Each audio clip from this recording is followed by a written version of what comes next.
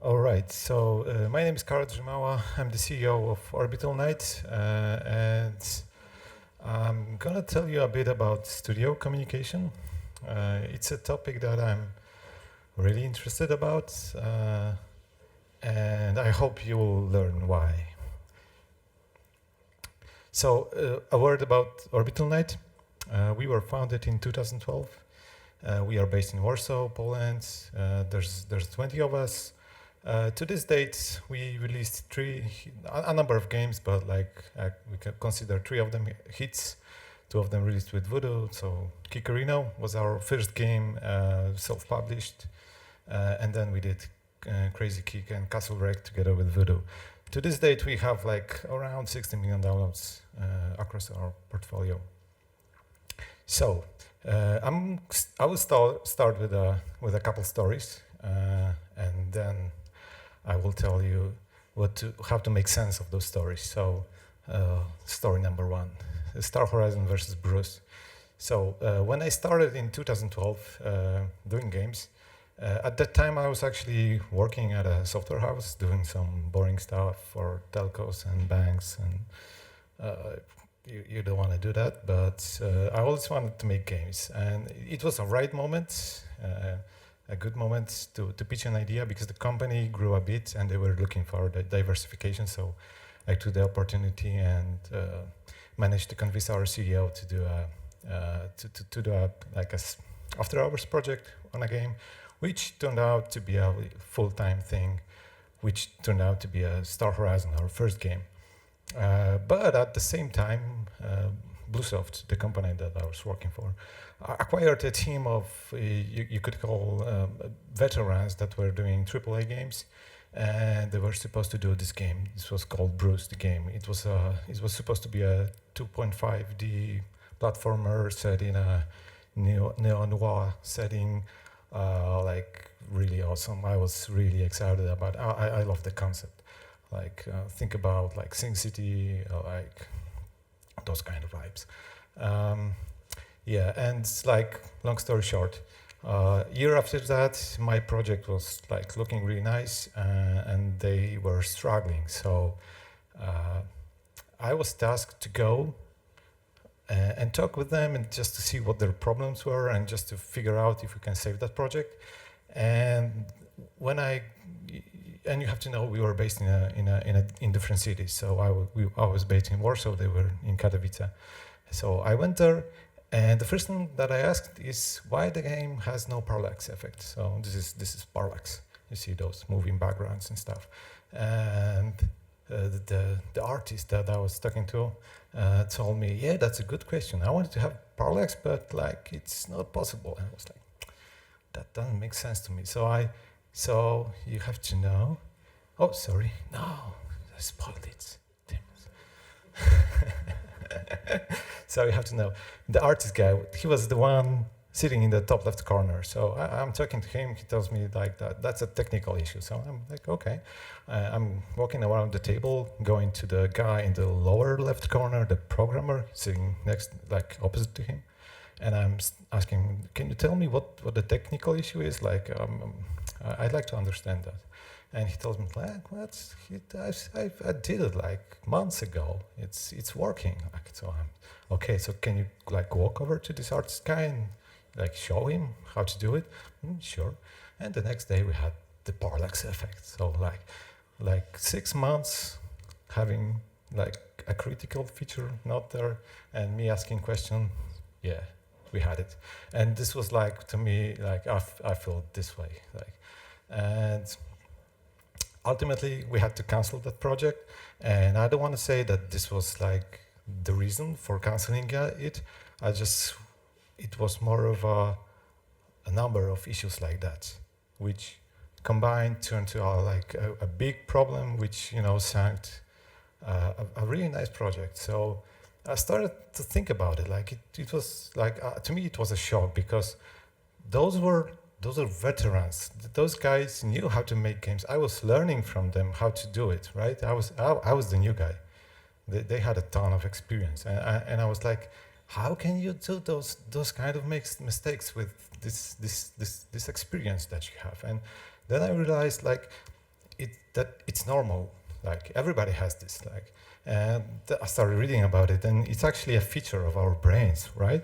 Like our brains are tuned to conserve energy, so they will try to, build simplified models of the reality that surrounds us. And this is when you have this tunnel vision, that you see just what's in front of you and not what's, around you.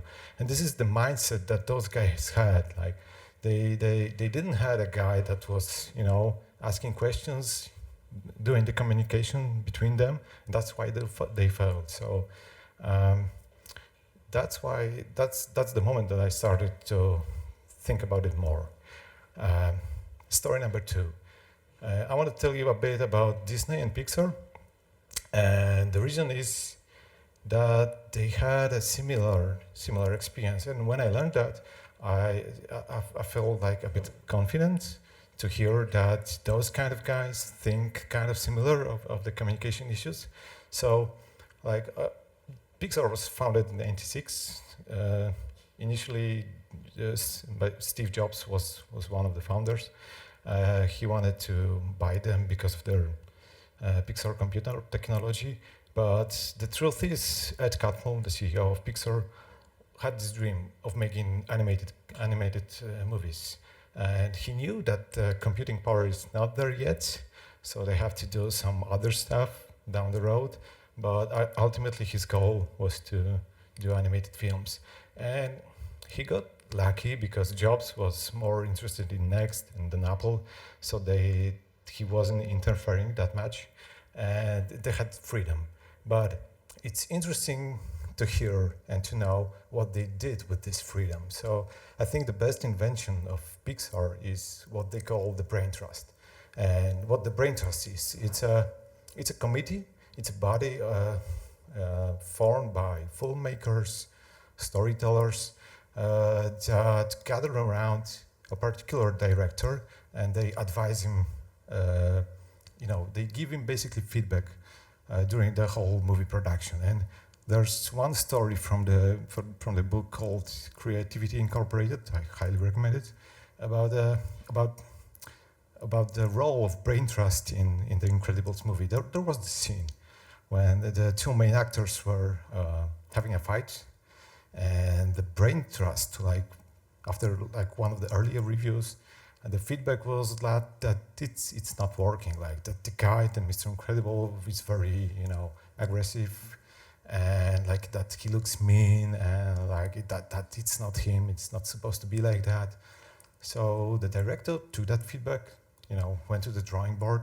He read the dialogue again, and he thought, damn, the dialogue is good. So what was the problem? He kept thinking about it, and he changed the scene in a way that this lady, she's called Elastic Girl, and her power is to stretch. And in the final moment of the fight, she just stretches, and she's taller than him for a moment. But the dialogue stayed the same. And he took that scene to the brain trust, showed it again, and the guy said, it's perfect. Like, it's right now, it's great. What did you change with the dialogues? And the funny story is that he didn't change the dialogues at all. And that tells us, like, it's a interesting story about feedback, how to treat it, how to interpret it. It's like what I said before. You don't necessarily have to listen to what they say, just focus on what they do. It's also interesting to hear that when this merger between Disney and Pixar happened, at that time, the biggest hit for Disney was The Lion King, and that was '94, and the merger happened in 2006, so like quite a lot of time. And when Ed Catmull took the role of the CEO of Disney Animation, he learned that the culture at Disney was like the opposite of what they had at Pixar. Like, so the director had to go through formal reviews. He would get like contradictory notes. He didn't know what to do with them. And it's interesting to see that when Pixar, brought this culture at Disney, Disney went back and produced those like awesome hits like Frozen, right?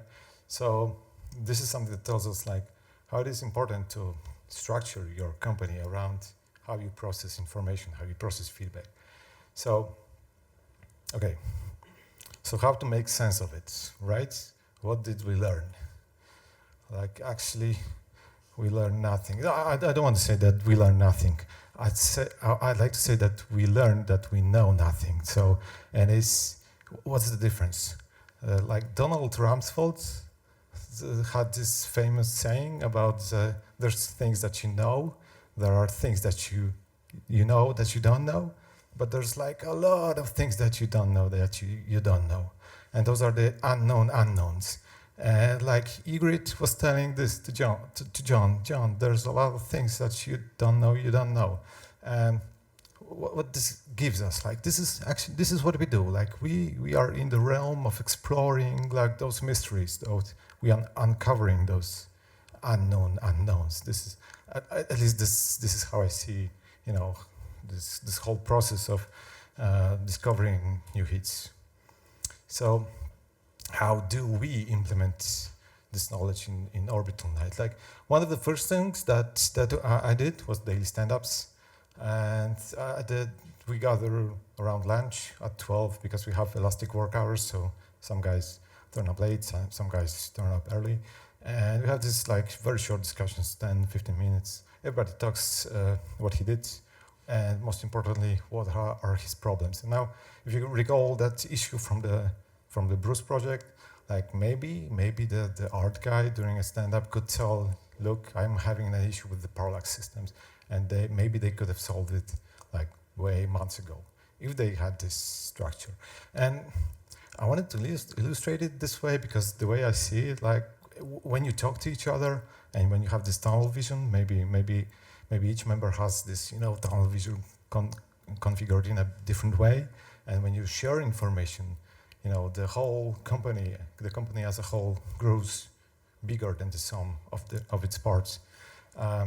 Another thing that we do, we try to remove communication blockers. So, I don't like the structure on the left. We try to arrange our desks the way it's presented on the right. And why is that? I think it's a small thing, but it can, during the lifetime of a project, it can add up. So imagine it's easier to talk to each other when you just have to, look around than to stand up and walk around an island of those desks. But most importantly, you trigger a lot of happy accidents. So sometimes you will notice that somebody's working on something cool, you will give him feedback, he will take this feedback, and I think it's really important. And again, maybe even if that art guy in the Bruce project didn't say anything, that he was having issues with the parallax system, maybe if they had the desks arranged this way, the programmer maybe would notice that he's having problems, and maybe he would help him on his own. Another thing about communication, central to our office space, we have the big open space. We have this board with ideas, and I prefer to have it this way over, Trello or something like that, because it constantly triggers your unconscious mind. So every day you're walking past that board with a cup of coffee, and those ideas that are hanging there, they're triggering you, they are telling you, hey, you have to do something about me. And it's, logging into a Trello board is a conscious act, and just looking at that board isn't. So I like to have it this way. I'm not a big fan of remote work, and the reason is because like around 70% of our communication is nonverbal. Like there's believe it or not, actually we can smell each other's emotions. Like that sounds disgusting, but it's supposed to be true. So if it's possible, I prefer to have everybody on site, so everybody can smell each other and talk face to face. And if not, we will go down this inverted pyramid. So like Skype is okay, phone, like email is the worst. Also, I wanted to talk about this this iteration cycle. Obviously, you know it because you have to develop games around that cycle when you're working Voodoo, and that's great. But I'd like to take a second and think about why are we doing this? And to me, that's the only way that mankind invented to uncover, you know, those unknown unknowns. Like, you don't know what you're looking for, right? Like Henry Ford had this famous saying, if people ask me what they want, if I ask people what they want, they will probably tell me faster horses, right? So the only way is just to see for yourself, and you can take it to a next level. So, for instance, we do this with our processes, right? So the board that I was showing you, it's a relatively new thing. Like we implemented that board when we noticed that we have a lot of ideas, but we don't necessarily have a place to store them, right? So, and we noticed that sometimes somebody has an idea, but later then he forgets about it. So we invented, okay, we will have a board, and the moment you have an idea, you're supposed to, you know, put it on a piece of paper and stick it to the board, and so that you don't forget, and so that everybody can, you know, learn about the idea. Another example is like our attitude towards Scrum. So we had there was a time that we were doing like full Scrum for our projects, like, you know, with the sprint reviews, like story points and all that stuff, like by the book. And we discovered that it's like too much overhead for those simple projects. So like we scrapped that. We just keep it simple, doing prototyping, and only move to Scrum when we know that the game's gonna be launched. Also, practically we don't have a hierarchy. So like we have a flat structure, and I'm also not a fan of middle management, because middle management is somewhat a filter, like for information. So when information has to go through one person to the another manager, it's a filter. Like he can be like the best manager he can be, but he will also always be filtering information, because it's more or less what he's supposed to do. But I don't like the consequences. Like, I like my team to be exchanging as much as possible. So if we have a project, we will most likely, the project will have a leader, but it will be a brain trust-like leader. So a leader that is required to listen to his peers and take as much feedback as possible. He won't be bossing around other teammates. And last part, which is really important, you have to be comfortable. Like, it's proven by science, believe it or not, proven by science that stressed people are not creative. So, like, we have in the office a couple of musicians. I play the guitar myself, so we have instruments. We jam from time to time. We have a guy that's running around the office on a scooter. Don't overwork. Like, feel comfortable. Like, take your time. Because like working too much will just backfire. And that's all. If there was just one thing that I'd like you to remember from this talk, is that this you know nothing phase. Because if you try to remember that you know nothing, you will be humble, and you will be, you know, in this mindset for looking out for those mysteries and for those unknowns, and hopefully maybe you will avoid such issues that we run during our projects. Thank you.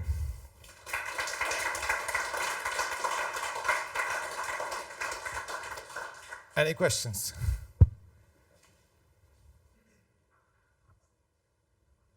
If not, oh.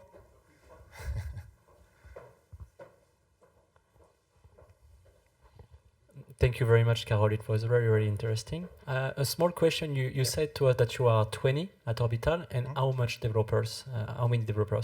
Oh, that depends what you mean by developer. Like programmers or? Programmers, yes. Like that's, I think strictly we have 6 programmers, but that's not necessarily true, because some of our artists also do prototypes. Like they will do like visual scripting. Or sometimes when we test an idea, and like we have an idea, but we don't have the programming capacity to test it, an artist will do a video for that idea, and this is what we will CTR test. So like everybody's involved in prototyping, basically. Thank you.